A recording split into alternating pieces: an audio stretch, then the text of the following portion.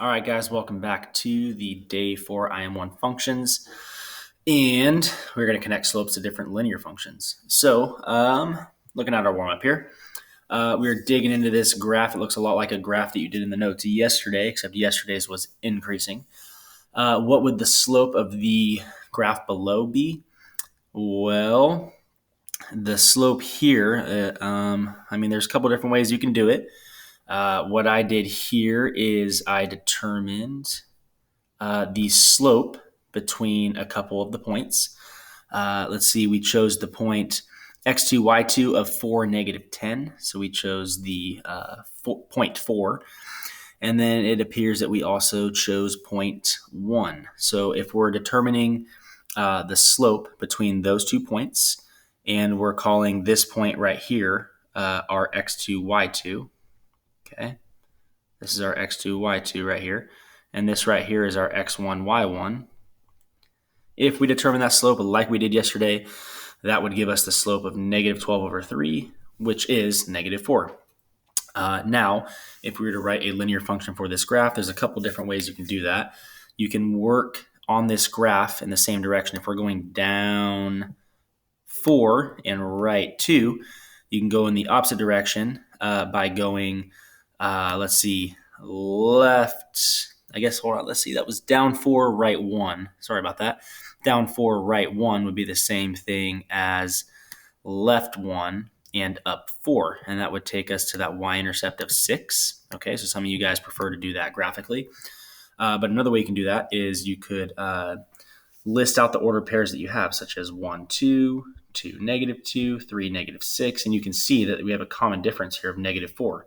And you could work backwards to get the 0th term of 6. Now, that common difference of negative 4 we see right about here, right? It should be the same. The common difference is our slope.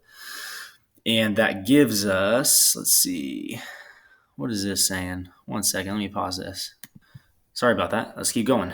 So anyways, our common difference is our slope, right? And then what I was saying there is the 0th term is 6, and that is also known as our y-intercept. Okay, our 0th term is our y-intercept. How is it different from yesterday's example? Yesterday's example was an increasing function where the points were moving up from left to right. And this is an example of a decreasing function as the points decrease from left to right. You can also see that tabularly, right? The numbers are going from 6 to negative 2, negative 6. The numbers are getting smaller. Okay, so today we're going to talk about horizontal slope. And when we have something that is horizontal, that actually is 0 slope.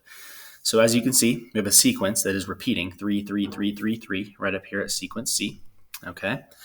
And as you can see in the table, we have a common difference of 0, which means that we have a slope of 0. Now you could work in the opposite direction as well to get the 0th and negative first terms. It's not changing. So use function notation to write an equation representing this relationship. Well, we can go C as a function of x is equal to the slope 0x, and this is in the form slope-intercept form, right? Mx plus b, where our slope is 0. So we're going to have 0x, and then plus 3. That 3 is just the 0th term, right? It's where it crosses the y-intercept. It means the same thing. So our equation comes out to C of x is equal to 3. No need to do the 0x, okay? Now the last part there says prove that the slope of C of x is equal to the common difference. Well, we chose 2 points. It appears that we chose the first and the 5th terms. So the first and the 5th terms. And we threw them into the slope formula y2 minus y1 over x2 minus x1. And we have proved here that the slope of 0 is the same thing as what we observed as the common difference in the table. Down here, we have the same exact thing going on, just working with a negative sequence here. So it's repeating negative 5, negative 5, negative 5, negative 5. And if we want to prove write the function d of x to model this sequence. It's just the same thing, right? It's just going to be d of x is equal to that y-intercept of negative 5, the 0th term. First term is negative 5, second term is negative 5, third term is negative 5. They're all negative 5. Proving d of x is a constant function. We're going to do the same thing that we did up here. Choose 2 points. Do the y2 minus y1 over x2 minus x1 and prove the slope is 0 there as well.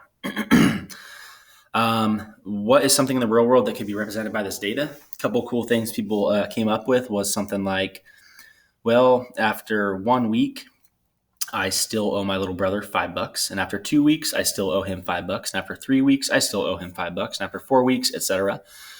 Someone also came up with a diver dives down in underwater, and after 1 second, they are 5 feet underwater. After 2 seconds, they are 5 feet underwater. After 3 seconds, they are still 5 feet underwater, etc. So there's all kinds of real world stuff that you could come up with here, but those are just a couple that we heard in class.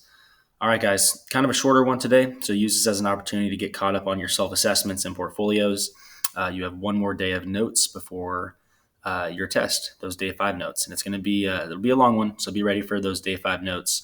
Dig in, and good luck on that test coming up.